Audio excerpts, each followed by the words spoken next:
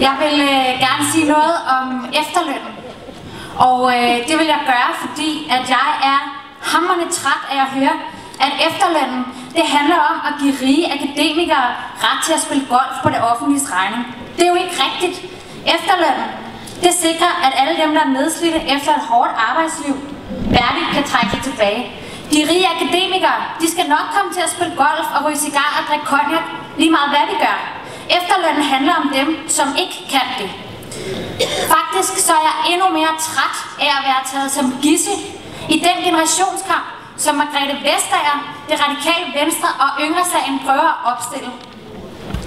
De siger, at vi skal have mere uddannelse, men at vi skal have det på bekostning af de nedslidte. Jeg er 24 år, og jeg vil gerne have uddannelse, men jeg vil også gerne have et solidarisk arbejdsmarked i fremtiden. Og derfor så skal vi bevare efterlønnen.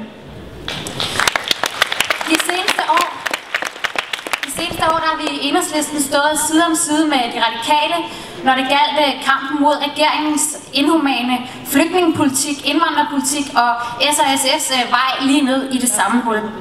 Og de seneste dage her, de seneste måneder, der har vi stået sammen med S og SF mod VKO-regeringen og de radikale i kampen for at bevare efterlønnen. Jeg synes, at det aldrig har været mere tydeligt, at der kun er ét sted, hvor man kan få hele pakken. Det har aldrig været mere tydeligt, hvor man skal sætte sit kryds, hvis man gerne vil have en solidarisk og human flygtningepolitik og verdens bedste velfærd.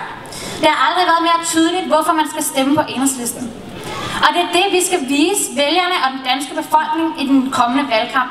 Og jeg glæder mig rigtig meget til at vinde valget sammen med jer.